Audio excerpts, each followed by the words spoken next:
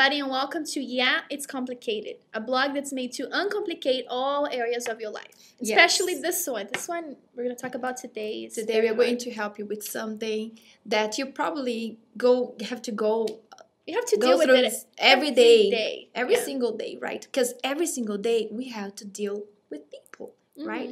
And we don't just deal with them. It's really important that we get along with them too. Yes. Not just which deal is with the them. hardest part, because some people are really complicated themselves, right? And we have to do something ourselves. We can just expect people to do everything or to make the environment or the relationship between us to be that wonderful. We all have to do something our part. ourselves, right? So we have 4 different points we want to come across. I'm sure they're going to help you.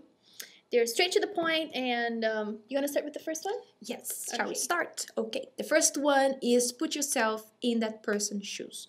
Once you do that, you start being more understanding. Yeah. You just don't, jump into conclusions and think, oh, this person is so harsh, this person is so, I don't know, doesn't know how to deal with things, doesn't know how to talk to me, this person is not understanding.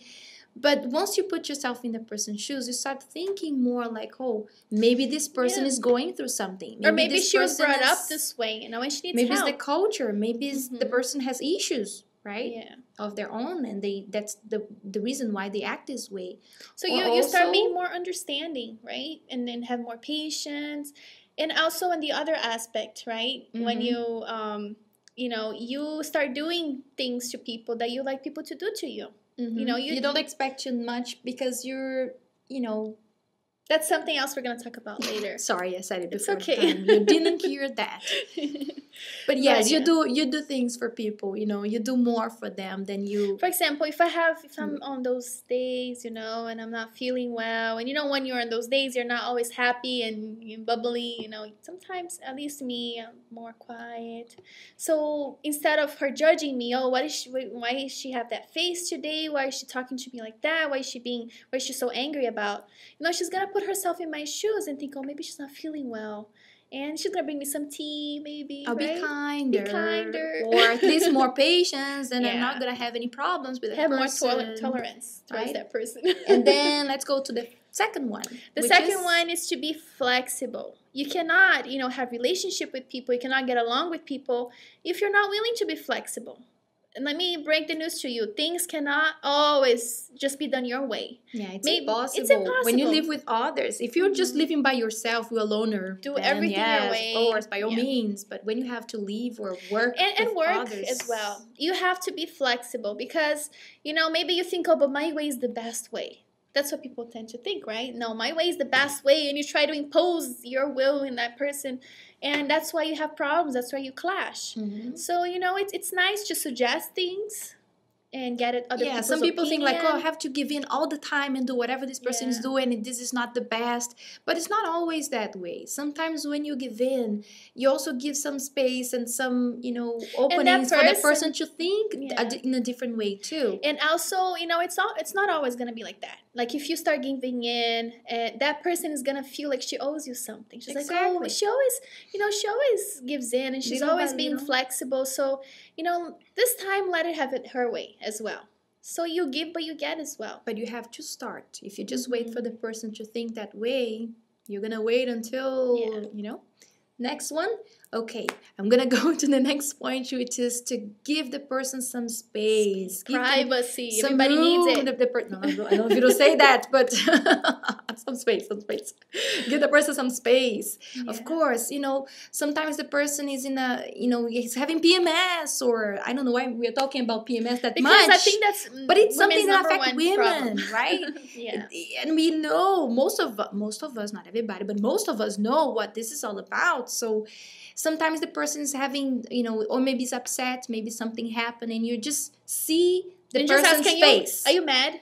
What's wrong? And keep on asking questions. Sometimes you want to be nice. Sometimes no. Maybe you want to be nice to that person. You want to help. You want to be helpful. And you receive that answer, boom, like a sharp and then you jump into conclusions. Exactly, and you think, oh my goodness, I just came to help. How come this person is talking to me this way? Be nice to her again. So you have to understand one thing. Sometimes the person needs some space to cool down, and they don't need anybody to just come and keep on asking questions. They need to have their space. And also, when you live with someone, you need to give that person her space, right? That privacy. Really important. We all need our privacy.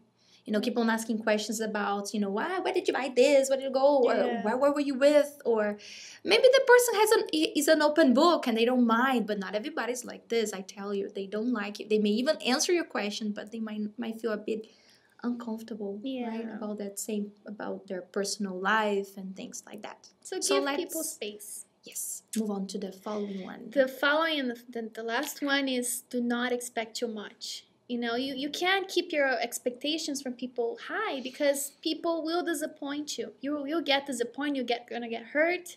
Nobody's perfect. Everybody makes mistakes. So one thing that my husband taught me that I always keep it with me, because before I was like that. I would always do things to people and be that friend, and to have friends you can expect. For the person. You have to give without expecting. That's being a friend. But deep in there, I would expect that person to do something, at least the same or more that I did. Yeah, you always get hurt when you think like that. Always. And I wouldn't get that back. So, I would get hurt. I'm like, maybe she's not my friend. And when you don't expect, whenever something happens, it's so nice. It feels so good, right? It's really nice for the relationship with whoever you be living with. And not only like giving or favors or anything like that, but also don't expect the person to be perfect. Don't expect the person to think like you. If you expect something for the person, tell her. For example, we're home, we live together, we're roommates. It's an example. And I'm home all day, but I'm doing everything around the house. But I'm like, you know what? Working hard, cleaning everything. I'm like, Aline doesn't, she's working, but she doesn't really help here. So I'm gonna leave these dishes. That's the least that she can do.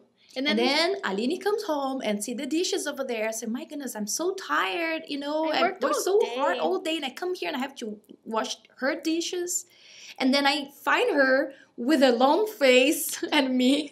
Because why you were with a long face? Because I was expecting you to wash the dishes, but I didn't actually tell you I wanted to wash the dishes. So I was like, oh my goodness, how come she's all like that with this long face? And then I go there. She's crazy. And then I go there and I start washing the dishes and making a lot of noise and hitting the whole kitchen. I said, oh my goodness, this lady has some issues. She has some problems.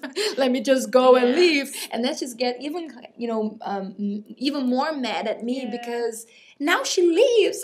Let me help with dishes. And she's expecting me to go and feel sorry for her. And I think that, I think that she knows why I'm mad about.